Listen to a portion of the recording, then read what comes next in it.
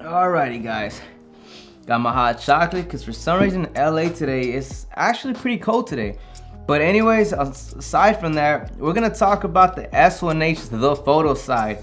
I went on a shoot, I took it, I attached the Autofocus Ninja 5 monitor on this so you guys can see basically how fast the autofocus is. And I mean, hopefully in this video I can break it down for you guys and give you guys the answers you guys need just off the monitor itself. The self-recording, I feel like it's gonna help you guys a lot. I can't tell you guys how fast it is, the monitor will. So let's get started with this video.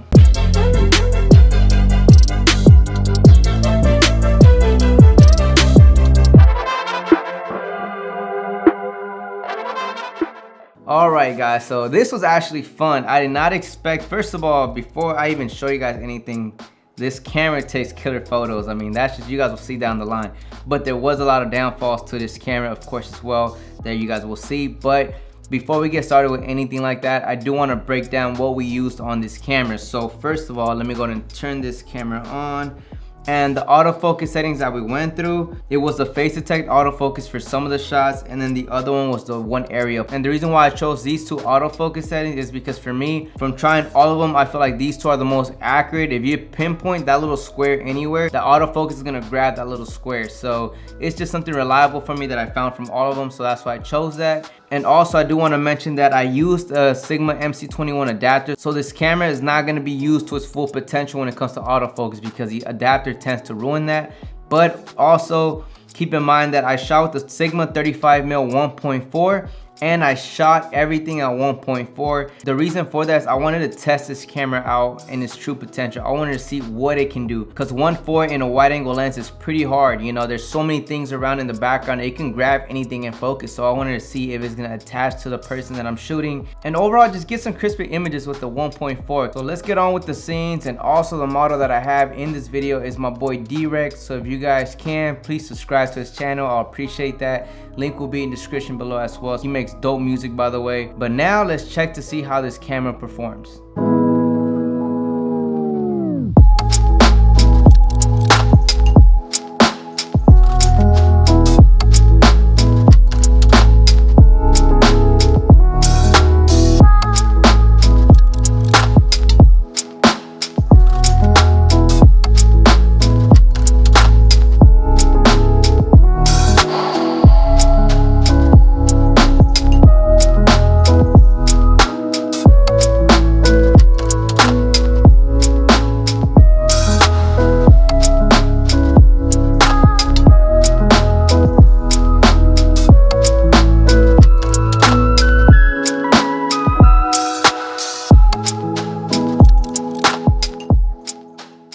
So you guys just saw the photos. They were sharp, they were crisp. The autofocus was not that bad. It wasn't hunting like crazy, right?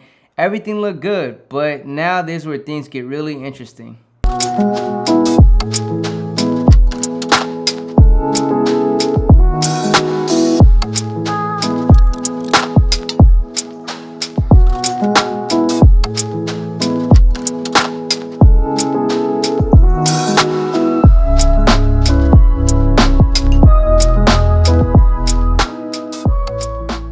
So if you guys couldn't capture what I was trying to show you guys in this second half, is overall, when you have a moving subject, this is where the camera starts lacking. It's terrible.